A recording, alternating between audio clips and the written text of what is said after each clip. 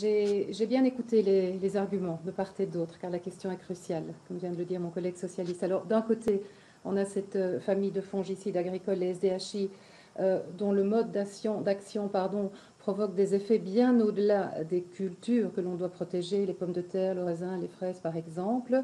Ils affectent tout autant, j'ai bien écouté Pierre Rustin, le ver de terre, l'homme, les abeilles également, et ils vont jusqu'à déréguler nos gènes. Selon les pétitionnaires, ces centaines de chercheurs dont j'ai lu les arguments. Alors, de l'autre côté, on a la Commission qui nous dit que nos procédures d'autorisation restent robustes.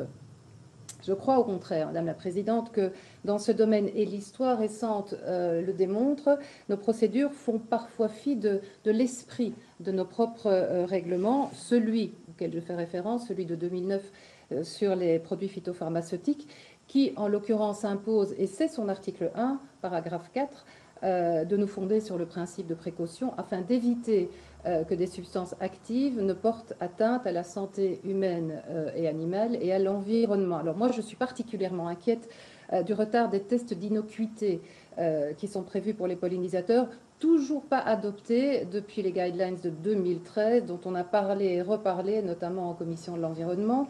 Les États membres, on le sait, ont demandé une révision de la méthodologie de notre agence de sécurité alimentaire d'ici 2021, une révision dont beaucoup craignent qu'elle ait pour seul objectif d'affaiblir le niveau et l'ambition de protection de nos pollinisateurs. Et qui surtout, cette révision est au point mort depuis le mois de juin. Alors, la Commission peut-elle nous dire pourquoi ça bloque, pourquoi ça n'avance pas, nous garantir que la date de début 2021, c'est-à-dire demain, et l'ambition de protection seront bien maintenues. Ma position est claire, elle rejoint celle des orateurs précédents du PPE et du groupe socialiste. Il faut des tests appropriés et face aux doutes qui se multiplient, appliquer le principe de précaution, je l'ai dit, jusqu'à preuve de l'innocuité de ces SDHI. Donc, Renew soutient que cette pétition reste ouverte et soit évidemment transmise aux commissions compétentes en tous les cas environnement et agriculture. Je vous remercie.